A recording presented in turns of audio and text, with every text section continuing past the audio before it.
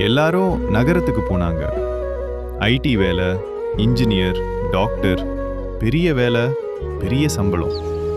ஆனா மண்ணை விட்டுட்டாங்க. அந்த ஊர்ல ஒருத்த மட்டும் வயலை விட்டு போகல. ஹல்க். 2 புலவு மாடுகள், வெயில், வியர்வை, உழைப்பு. எல்லாரும் அவனை கிண்டல் பண்ணாங்க. இவ்வளோ பலம் இருக்கே, ஏன் விவசாயம்னு. ஹல்க் சிரிச்சான். ஆனா பதில் சொல்லல. ஒரு நாள் நகரங்கள்ல பெரிய பஞ்சம் வந்தது. பணம் இருந்தது, ஆனா சாப்பாடு இல்ல. ஐடி வேலை இருந்தது, ஆனா ஒரு பிடி சோறு கூட இல்ல.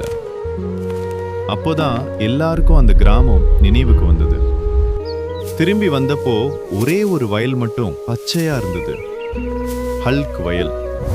அரிசி மூட்டைகள் நிறைய நிறைய. ஹல்க் யாரையும் கேள்வி கேட்கல, கிண்டல நினைக்கல. அவன் சொன்னது ஒன்னே ஒண்ணு: பசியில இருக்கிறவன் என்னோட சொந்தக்காரன். அந்த நாளே அரிசி ஊர் முழுக்க போச்சு. பசி போச்சு, உயிர் திரும்பிச்சு. நாட்கள் கழிஞ்சு பொங்கல் வந்தது. இந்த தடவை பொங்கல் சோறு மட்டும் இல்ல, உழைப்புக்கு மரியாதை. அப்போ ஊர் முழுக்க ஒரே குரல்: பொங்கலோ பொங்கல், பொங்கலோ பொங்கல்.